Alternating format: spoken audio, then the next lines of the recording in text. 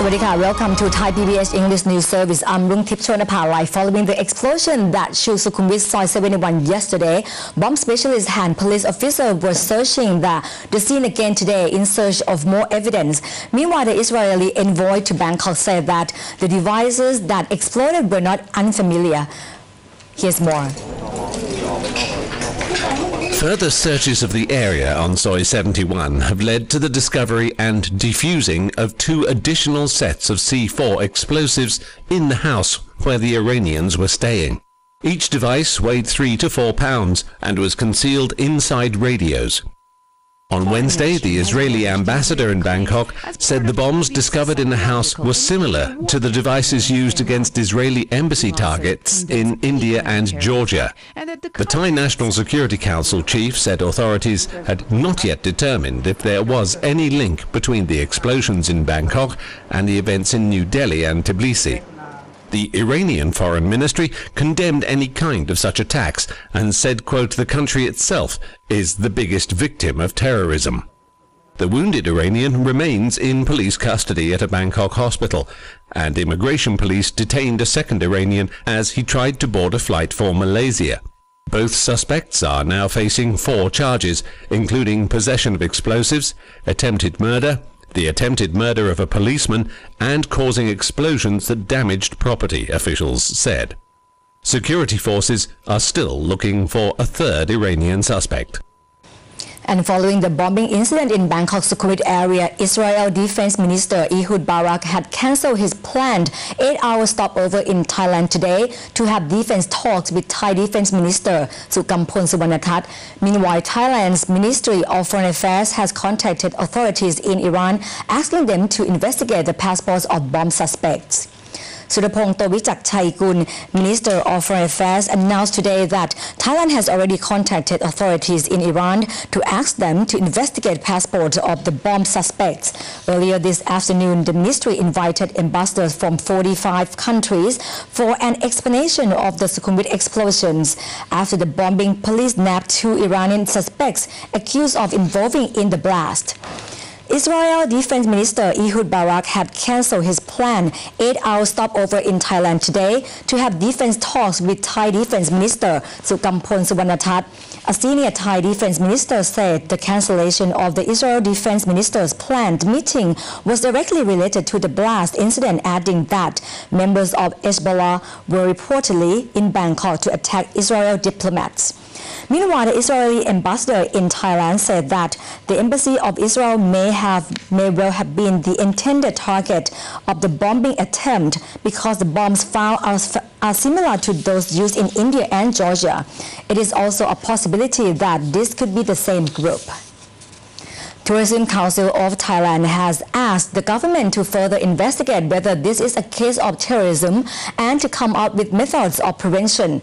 Meanwhile, Minister of Tourism and Sports said that the ministry increased security for tourism.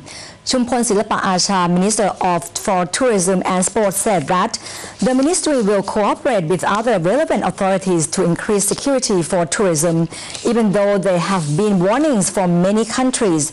Numbers of tourists coming to Thailand has hit a record high in January. There will now be review of on-arrival visas for tourists from Iran. Meanwhile, Piyaman Techaphaibun, Chairman of Tourism Council of Thailand, or TCT, said that the Sukhumvit explosions are expected to have short-term impact on tourism. The TCT asked the government to further investigate whether this is the case of terrorism and to come up with methods of prevention. Furthermore, the TCT suggested that information should be issued from a single source to prevent confusion. Suvarnabhumi Airport has raised the security level from 2 to 4 and increased the number of security personnel by 20% more than normal. As for tourists who are already in Thailand, they have rather mixed feeling towards the explosions. Some said that they enjoy Thailand and some are still cautious. Because I'm living in Israel. You know, in Israel it's very, very terrorist. I don't afraid. But, you know, it's not feel good. I don't feel good because I'm in vacation. โทรศัพท์ We didn't really know much about it because we came here yesterday, so we were a bit worried. We didn't know whether we could, because we fly tomorrow, so we didn't know whether we could fly or not. So yeah, but is it a terrorist attack? Yeah, it's not very good. Earlier, I spoke with Peter J. Van Haren, former chairman of the Joint Chamber of Commerce in Thailand, who said that government has to conclude the investigation into the Sukhumvit explosion as quickly as possible to keep foreign investor confidence. It will have some effect, but later we'll have to see what the details are that come out and what the cooperation between the foreign countries, the embassies and the Thai government. If they have good cooperation, good communication, information exchange, and then they have to show the foreigners that everything is under control. They can't, they can't just say it's under control. They have to prove it's under the control. And if they can do that and they can show that they're doing the best, I think foreign confidence in Thailand, it will remain strong based on the real situation, the business situation and the opportunity in Thailand. So this, if it doesn't expand, if it doesn't become much larger.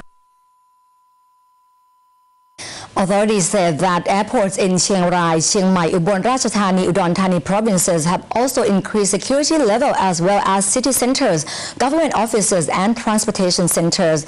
The British Embassy in Thailand previously issued an announcement cautioning British citizens living or traveling in Thailand. We can now speak with His Excellency Asif Ahmed, British Ambassador to Thailand. Good evening, Your Excellency. Good evening. Yeah, during the winter holidays in the UK, many British tourists arrived Thailand. Do you have any further advice for them from the British Embassy? We always say to people intending to travel to Thailand or indeed anywhere to always look at our travel advice, which we try and keep up to date. And on this occasion, what we did was report factually what the incident was in terms of the explosions in Sukhumvit, and we'll continue to update that. Right, and what would be the kind of the information that you would like to hear from the Thai government? Well, we already had a briefing today from the Ministry of Foreign Affairs, and that was very useful. That gave us an up-to-date picture of the facts as they have become known, and I hope that as the issue is investigated and more conclusions are reached, we will be told accordingly. But we have very strong links with the Thai government and the security agencies and exchanged experts and visits over many years. Right. So our relationship is good. So usually we are in a good position to try and assess what the potential threats here are, or indeed in the region as a whole. Right. So we know that the British Isles have experienced terrorist attacks before. Anything that you can share with us here in Thailand? Yes, sure. I think this is an important point, which is that terrorism is a global phenomenon, and we in the United Kingdom have not been immune from it.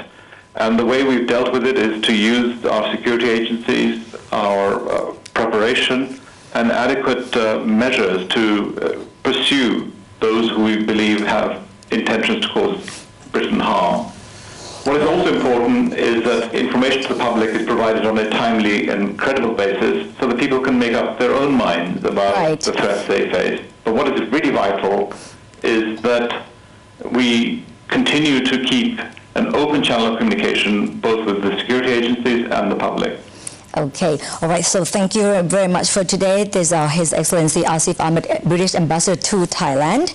As of now, Director of the Thai Reinsurance pointed out that it is still unclear that the Sukhumvit explosion are related to terrorist attacks or not, but Thailand has always been known as a peaceful country. Here's what he had to say. Before 9/11, terrorist was not a very major issue, has been discussed amongst the insurance company. But presently, after 9/11, it has been excluded more in most of the insurance policies, especially also including of all the reinsurance between the insurance and the reinsurers also. So this issue will be quite something that we have to really study and then work on the pricing and then the coverage also, because we have to define what is terrorist and then who going to define the terrorist, and also how long is the terrorist, and what the loss, is it the loss due to the terrorist or what is it? So that's something that have to be clearly defined. And also, yeah, but Thailand has never had this kind of terrorist before, so it wouldn't affect anything, or? Well, personally, I don't think it will affect that much, because it's just like yesterday, it's just a very minor loss, and then it depends, because actually as look at our countries, we are compromised, and then we all said we never have any major enemies with anybody, so we're friends all. Right. So I don't think it's that a serious issue for us. We move on to the water prevention plan. The Prime Minister insists a national level flood prevention plan is what Thailand must aim for, rather than each province protecting themselves. Meanwhile, the government aims to allocate 2 million rights of land to become water retention basins by this Friday, about 5 times more than what they have in hand at the moment.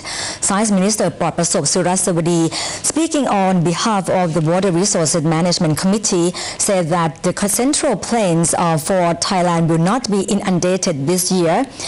The minister says 2 million light, or about 320,000 hectares of land which will become water retention basins, will be allocated before the end of this week. That's almost 5 times the 470,000 right the government now has in hand.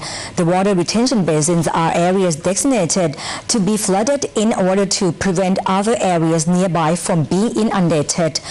Prapasop says 195 flood prevention projects worth 1.36 billion baht have been initiated already. Agriculture Minister Thirawong Samut says the government will definitely come up with a compensation guidebook to ensure the owners of flooded farms land will receive proper pay in return for their land being flooded. Meanwhile, Prime Minister Yingluck Shinawatra, who is on the 3rd day of a week-long tour through flood-prone areas, said provinces protecting themselves individually from the floods with concrete barriers and water pumps will not be as efficient as everyone following a national level flood prevention plan.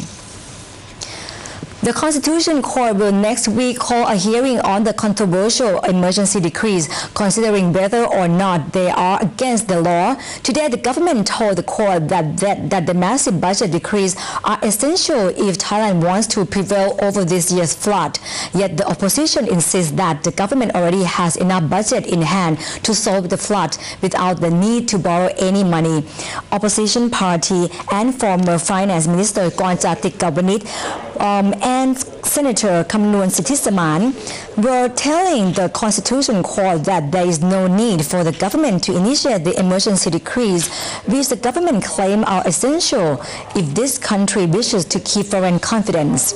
Deputy Prime Minister and Finance Minister Kitirat Naranong represented the Prime Minister in informing the court how essential it was for the 2 emergency decrees to pass, insisting it is an urgent matter that needs urgent and massive budget. The opposition says that the government already has enough money in hand to prevent the flooding while bringing back foreigners' confidence. The massive budgets will just simply duplicate the annual budget spending and will affect the country's economic stability. 2 of the 4 budget decrees which the Constitution Court is considering if they are beyond the government's power in issuing include the 350 billion baht water management budget and the 1.14 trillion baht debt transfer from the Finance Institution Development Fund, or the FIDF, to the Bank of Thailand. The court will announce on February 22nd if the budget decrees, which already passed parliamentary consideration, are against the law. If so, the government claims massive amounts of flood prevention projects will be either postponed or cancelled, placing Thailand's flood prevention system in jeopardy. ThaiPBS is now conducting a survey to gather audience views on our English news service. You can share your opinion by completing the questionnaire from now until the 29th of this month via worldwide.thaipbs.or.th/English News Survey. And that wraps up tonight's edition of ThaiPBS English News Service. I'm Rungtip Chonapawai. Thank you for watching. สวัสดีค่ะ